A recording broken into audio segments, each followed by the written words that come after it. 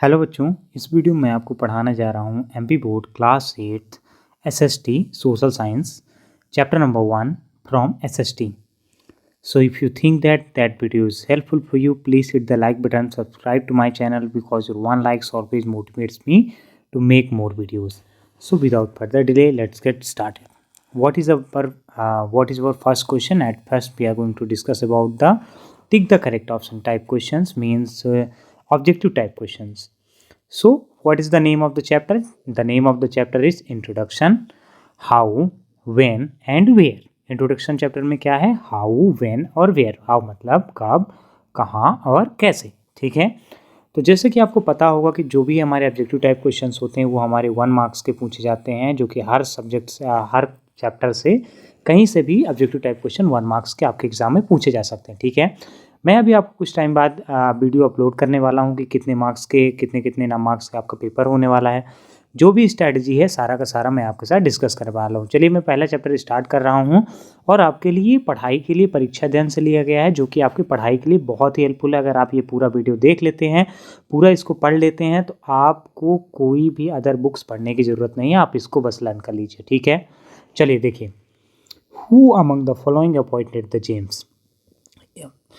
James Rennell to produce the map of the Hindustan. मतलब कौन था कि जिसने जेम्स रैनल को अपॉइंट किया था काय के लिए? मैप्स बनाने के लिए हिंदुस्तान के लिए। तो इसका राइट आंसर क्या हो जाएगा? बी नंबर, रॉबर्ट क्लाइव ने अपॉइंट किया था जेम्स रैनल को कि काय के लिए? हिंदुस्तान का मैप बनाओ तुम। ठीक है, सेकंड नंबर क्वेश्चन क्या है? Who was the writer of the book a history of the British India. कौन था राइटर किसका इस बुक का, जिसका नाम क्या था?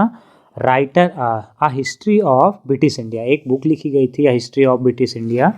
तो वो पूछ रहा था है कि इसके राइटर कौन थे। ठीक है ना, तो इसके राइटर कौन हो जाएंगे? James Mill. ठीक है, थर्ड नंबर क्वेश्चन को देख लेते हैं। Book written by James Mill के द्वारा कौन सी किताब लिखी गई थी? तो आपका इसका आंसर बताना है। तो इसका आंसर क्या हो जाएगा? A history of the British India. ये हमारा राइट आंसर है, जो कि ये किताब किसके द्वारा लिखी गई थी? जेम्स मिल के द्वारा। ठीक है, नेक्स्ट क्वेश्चन देख लेते हैं, fourth number. Who was the first and last governor general of British rule. कौन और पहला और लास्ट गवर्नर जनरल था किसका? ब्रिटिश रूल का। तो इसका आंसर क्या हो जाएगा? फोर्थ नंबर का जो हमारा आंसर हो जाएगा, तो Warren Hasting and Lord Mountbatten. ठीक है ना, ये स्टार्टिंग है और लॉर्ड माउंटबेटन लास्ट है। ठीक है, ऐसा बता रहा है। क्वेश्चन नंबर 5 को चेक कर लेते हैं क्लास। क्वेश्चन नंबर 5 क्या बोल रहा है? क्वेश्चन नंबर 5 बोल रहा है, when the economic social and political changes are impose forcefully. जब economic social and political changes forcefully impose किए जाते हैं, मतलब लादे जाते हैं, ऑन एनी कंट्री मतलब किसी कंट्री पे, बाय अदर कंट्री मतलब एक कंट्री पे दूसरे कंट्री के द्वारा, then this process is called. इस प्रोसेस को हम क्या कहते हैं? तो इस प्रोसेस को हम क्या कहेंगे?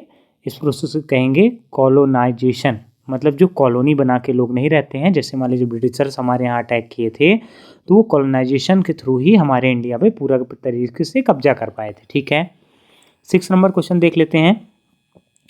इन which periods James Mill divided the history of the India. किस पीरियड में जेम्स मिल ने डिवाइड किया था हिस्ट्री को इंडिया के? ठीक है ना, तो इसका 6 नंबर का आंसर क्या हो जाएगा? 6 नंबर का आंसर हो जाएगा all of this, Muslim, British and Hindu में। ठीक है, 7 नंबर क्वेश्चन देख लेते हैं। 7 नंबर क्वेश्चन यहाँ पे क्या बोल रहे हैं? 1 मिनट क्लास, थोड़ा वेट करिएगा। हाँ, why what name is the period of the British rule in India known as. मतलब किस नाम पे ब्रिटिश रूल पे इंडिया पे जाना जाता था? तो आपको ये बताना है। ठीक है ना, ब्रिटिश रूल को किस में बोलते थे?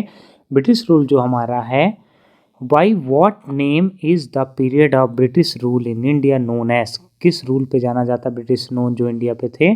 तो ये कॉलोनियल पीरियड कहलाता था। इसको क्या बोलते थे? कॉलोनियल पीरियड, मतलब कॉलोनी बना के जैसे उन्होंने कब्जा किया था। ठीक है, क्वेश्चन नंबर 8 देख लेते हैं क्लास। क्वेश्चन नंबर 8 क्या बोल रहा है?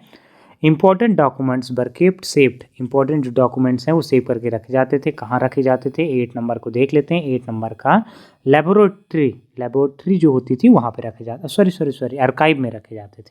ये मिस्टेक से मैंने कर दिया। ठीक है, इसका आंसर क्या हो जाएगा? आर्काइव हो जाएगा। ठीक है, which things are put on the display in the museum. कौन सी चीज़ें हैं जो डिस्प्ले की जाती थी म्यूजियम पे, मतलब सामने रखी जाती थी दिखाने के लिए? तो इसका नंबर क्या हो जाएगा? ऑल ऑफ दीज, ये सारे के सारे। Old statue, weapons and old historical art crafts जो भी होते हैं, ठीक है ना। ये वाला क्वेश्चन 10 नंबर क्वेश्चन क्या है, खुशनसीबी कैलीग्राफी मीन्स, खुशनसीबी जो कैलीग्राफी क्या कहलाती है, बहुत अच्छा लिखा हुआ जो होता है उसको हम क्या बोलते हैं, कैलीग्राफी बोलते हैं, ठीक है ना। तो क्या होता है खुशनसीबी कैलीग्राफी क्या होता था, तो इसका राइट आंसर क्या हो जाएगा, इसका राइट आंसर ब्यूटीफुल राइटिंग होती थी, ठीक है।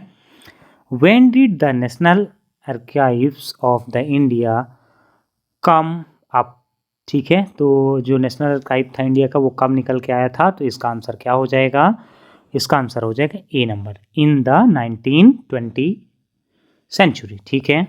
चलिए 12 नंबर देख लेते हैं।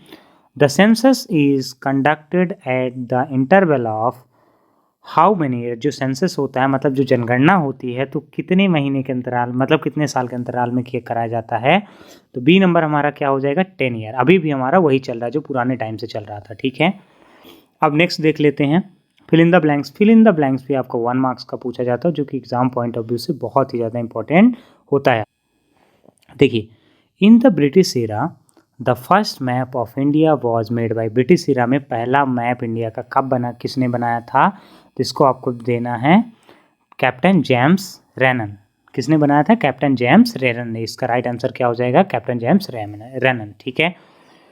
Economist James Mill was a resident of dash, तो इसका आंसर क्या हो जाएगा, स्कॉटलैंड, कहाँ पे रहा करते थे, जो इकोनॉमिस्ट थे जेम्स मिल वो कहाँ के रहने वाले थे, स्कॉटलैंड के रहने वाले, ठीक है ना।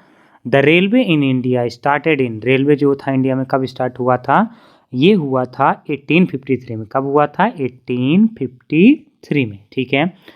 In history of the British India the history of the India divided into dash part, history of the India 3 parts में डिवाइड की गई है, ये कौन कौन से हैं, एंशियंट मिडिवल एंड मॉडर्न, ठीक है ना। 5th नंबर देख लेते हैं।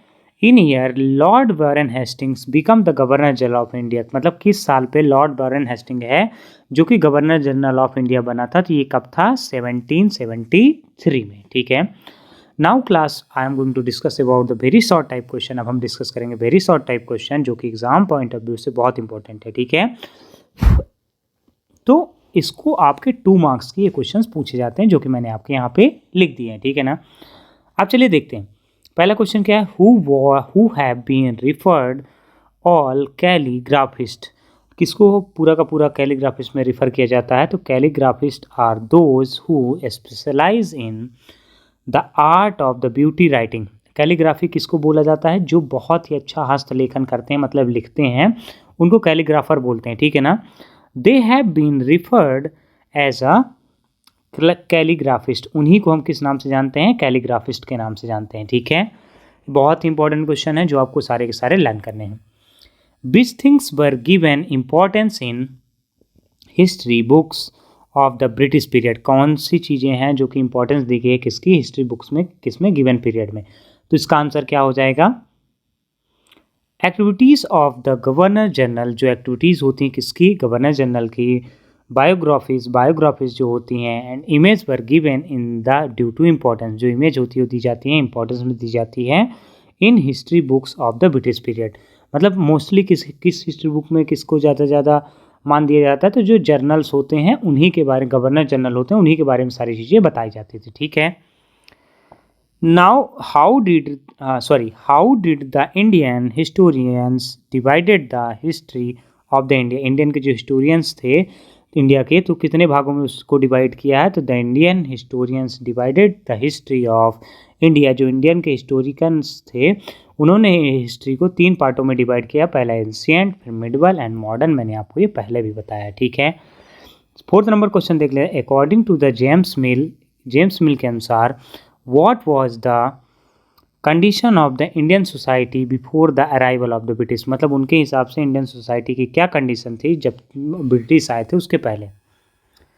According to the James Mill the Indian society was dominated by the religious intolerance, मतलब उसमें सबसे ज़्यादा रिलीजियस प्रॉब्लम थी, कास्ट सिस्टम था, एंड टैबूज थे, बहुत सारे मतलब मान्यताएं थे, डिस्क्रिमिनेशन मतलब भेदभाव थे, और सुपरस्टिशियस प्रैक्टिस का मतलब होता है सुपरस्टिशंस का मतलब होता है अंधविश्वास। ये सारी चीज़ें कहाँ पाई जाती थी? इंडिया में पाई जाती थी। किसके अनुसार? ये किसने कहा है? जेम्स मिल ने कहा है, जो अपनी किताब उन्होंने लिखी है। What can you find in archives? Archives में आपको क्या मिलता है? We find government documents. हमको क्या मिलते हैं? गवर्नमेंट डॉक्यूमेंट्स मिलते हैं। एंशियंट इंस्क्रिप्शन, पुरानी लिखी हुई चीज़ें मिलती हैं। मैप्स मिलते हैं। बायोग्राफीज ऑफ मिलती हैं, इंपॉर्टेंट्स ऑफ पर्सनालिटी के बारे में, जो भी इंपॉर्टेंट हमारे फ्रीडम फाइटर थे उनके बारे में मिलते हैं। सील्स मिलती हैं कायमे आर्काइव्स में, जो मतलब सेव करके रखती है, ठीक है ना। Why were mapping and surveys done in Bengal? Mapping और सर्वे बंगाल में क्यों हुए थे? East India Company first settled in Bengal. East India Company पहले कहाँ सेटल हुई थी? बंगाल पे। Mapping and survey were done here. Mapping और सर्वे यहाँ पे किया गया only to collect complete information about the Bengal. पूरी इन्फॉर्मेशन कलेक्ट करने के लिए, किसकी? बंगाल की। Why is the modern period of the history? जो मॉडर्न पीरियड है हिस्ट्री का, called the era of development. उसको एरा ऑफ डेवलपमेंट क्यों बोला जाता है? मॉडर्न फोर्सेस लाइक साइंस, जैसे मॉडर्न फोर्सेस थी कैसे? जैसे कि साइंस है, रीजनिंग है, डेमोक्रेसी है कि मतलब रूल कैसे करते हैं, फ्रीडम है, ठीक है ना, इक्वालिटी है, developed in the modern period of the history. इसी समय पे फ्रीडम वगैरह सब चीज़ें डेवलप हुई थी। So the modern period is called the era of development. इस कारण से मॉडर्न पीरियड को क्या कहा जाता है? एरा ऑफ डेवलपमेंट कहा जाता है। चलें क्या next? Why was history associated with the string? History क्यों एसोसिएटेड होती है स्ट्रिंग के साथ? ऑफ द डेट्स, डेट के साथ क्यों बताई जाती है? तो इसको पढ़ लेते हैं। History refers to study of the changes which take place along with the time, जो कि समय के साथ बदल जाता है। Specific dates can be determined for the event such as battles. मतलब जो स्पेशल डेट्स होती हैं वो बताई जाती हैं कि जैसे कोई भी इवेंट जो हुआ है वो बताता है, ठीक है ना। बैटल्स हुई, जो कोऑर्डिनेशन हुआ, मतलब कोई बातचीत हुई, ठीक है ना, ऑफ द किंग के बीच में, ठीक है। बिग इवेंट, जो भी बड़े इवेंट्स हैं, due to which history was associated, मतलब इसके साथ कौन सी हिस्ट्री जुड़ी हुई है, with string of the date, मतलब कौन कौन से डेट पे ये पता चलता है, ठीक है ना। What is known as a colonial period? मतलब colonial period के नाम पे क्या जाना जाता है? Colonial period is the period in which a country domains another country in the politically। मतलब colonial period ऐसा period कहलाता है जिसमें कंट्री क्या करती थी? डोमिनेट करती थी किससे? दूसरी कंट्री से, पॉलिटिकल और सोशल दोनों तरीके से, एंड इकोनॉमिकल तरीके, जैसे इंडिया को मतलब गुलाम बना लिया गया था, ठीक है ना। एंड रूल्स ऑन इट, और उस पर क्या करती थी? रूल करती थी। The period of British rule in India known as the colonial period. जो ब्रिटिश रूल था इंडिया को किस नाम से जाना जाता था? कॉलोनियल पीरियड के नाम पे जाना जाता था, ठीक है। What is meant by the colonization? मतलब कॉलोनी बनाने का क्या मतलब होता था? मीन ऑफ कॉलोनाइजेशन का मतलब होता था when a powerful nation establish its political and social economic, जो एक पावरफुल कंट्री होती थी, इस्टेब्लिश करती थी अपने पॉलिटिकल और सोशल इकोनॉमिक या फिर cultural domain on the another country, मतलब दूसरे कंट्री पे आके कब्जा कर लेते थे पूरी तरीके से, in order to exploit the resource, मतलब रिसोर्स को क्या करना? एक्सप्लॉइट करने के लिए, इट्स ओन इंटरेस्ट, मतलब अपने मतलब के लिए। The process is known as the colonization. इसको हम क्या बोलते हैं? कॉलोनाइजेशन बोलते हैं, मतलब कॉलोनी बना के वहाँ पे रहने लगना, ठीक है। 4th नंबर क्वेश्चन है, how did the British preserve the government document? मतलब ब्रिटिश कैसे प्रिजर्व करते थे गवर्नमेंट डॉक्यूमेंट्स को? तो इसको देख लेते हैं। In order to preserve the government documents को प्रिजर्व करने के लिए the British establish record room, उन्होंने क्या बनाया? एक रिकॉर्ड रूम बनाया। एंड बिल्ट इंस्टीट्यूशंस, उन्होंने क्या बनाया? इंस्टीट्यूशंस को बनाया। Such as archive and museum, उन्होंने क्या बनाया? आर्काइव और म्यूजियम्स बनाए। प्रिवेंटिंग द गवर्नमेंट डॉक्यूमेंट, मतलब गवर्नमेंट डॉक्यूमेंट को प्रिवेंट करने के लिए, ठीक है, मतलब उसको सेव करके रखने के लिए। How were the people benefited from the spread of the printing techniques? Printing techniques को स्प्रेड करके लोग कैसे बेनिफिट हुए? The spread of the printing techniques led to a revolution in the communication, मतलब लोगों ने जैसे प्रिंटिंग टेक्निक के अनुसार एक रेवोल्यूशन लाया किसमें, कम्युनिकेशन में, जैसे न्यूज़पेपर जो प्रिंटिंग होती है, बुक प्रोडक्शन, बुक्स आने लगी, न्यूज़पेपर वर पब्लिश्ड, न्यूज़पेपर आने लगे, biographies of the important personalities आने लगी, इंपॉर्टेंट पर्सनालिटीज़ की बायोग्राफीज आने लगी, but sold in the local बाजार, सॉरी सारी चीज़ कहाँ बिकने लगी, लोकल बाजार में बिकने लगी। The peoples were acquainted with the various issues, वो बहुत ज़्यादा इशूज़ पे घिरे हुए थे, which led to spread of the knowledge, जो कि ख़त्म होगा किसके कारण, नॉलेज के कारण, ठीक है। Which type of information are collected, किस तरह की इंफॉर्मेशन कलेक्ट की गई थी, थ्रू द सेंसस, सेंसस के थ्रू, सेंसस क्या होती है, जनगणना कहलाती, ठीक है। Collecting the detail information about the people living in a country, मतलब इससे क्या होता है कि कलेक्ट करते हैं डिटेल अबाउट उन लोगों की जो कोई कंट्री में रहते हैं या फिर रीजन में। Recording is called the census, ये पूरा का पूरा जो रिकॉर्ड होता है वो क्या कहलाता है, सेंसस कहलाता है। Through the census information is collected about the number of the people, देखिए सेंसस के थ्रू क्या होता है, इंफॉर्मेशन कलेक्ट की जाती है नंबर ऑफ द पीपल के लिए, in all the provinces of the India, मतलब सारे कोने में इंडिया पे, on the basis of the caste, caste के बेसिस पे, रिलीजन की बेसिस पे, एंड ऑक्यूपेशन के बेसिस पे। ऑक्यूपेशन क्या होता है, आपका काम करने का तरीका, कास्ट आपका धर्म जाति जो भी होता है, मतलब जो भी आपकी जाति है, और रिलीजियस का होता है आपका धर्म जो होता है। क्लास मैंने इसमें shorts and very shorts questions को डाला है। अगर आपको लगता है कि लॉन्ग क्वेश्चन को भी डालना चाहिए तो आप मेरे को कमेंट करके बताएं। मैं इस चैप्टर के लॉन्ग आंसर की देखिए पीडीएफ बनी हुई है, आप जैसे ही मुझे लाइक करेंगे, सपोर्ट करेंगे मेरे चैनल को, तो मैं क्या करूँगा, आपके लॉन्ग टाइप के आंसर्स को अपलोड कर दूंगा। चलिए थैंक्स फॉर वॉचिंग, मिलिए, चलते मिलते हैं नेक्स्ट वीडियो में।